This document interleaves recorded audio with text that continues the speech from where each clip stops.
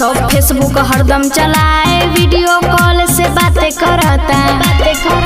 माई बाप के न बात बुझता, लगल रहता हॉटलाइन पर।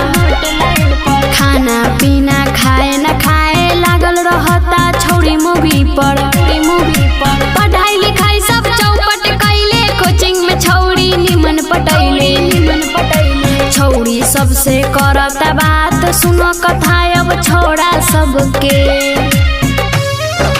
कथा सुनो सब छोड़ा सबके, कथा सुनो सब छोड़ा सबके। छौड़ी सबसे करता बात, सुनो कथा अब छोड़ा सबके। फाटल फाटल जींस पहनता, फैशन में हरदम रहता। मौगी छौड़ी के देख के छोड़ा मारता हरदम स्टाइल, जेब में हवे पैसा न कौड़ी।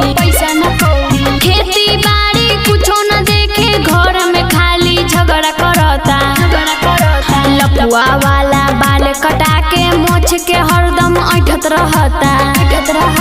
टच वाला मोबाइल चलाए, कथा सुनो सब छोड़ा सबके। कथा सुनो सब छोड़ा सबके, कथा सुनो सब छोड़ा सबके। छौड़ी सबसे करता बात, सुनो कथा अब छोड़ा सबके। कुछो कहे तो आँख दिखाए, चिकन चिकन खाना खाए, दूसरा के मचान पे बैठ के।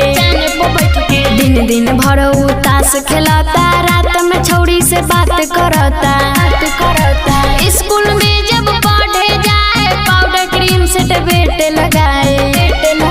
शिव चंद्र राज लिखता, माला भारती गावेली कथा। अब की कहियो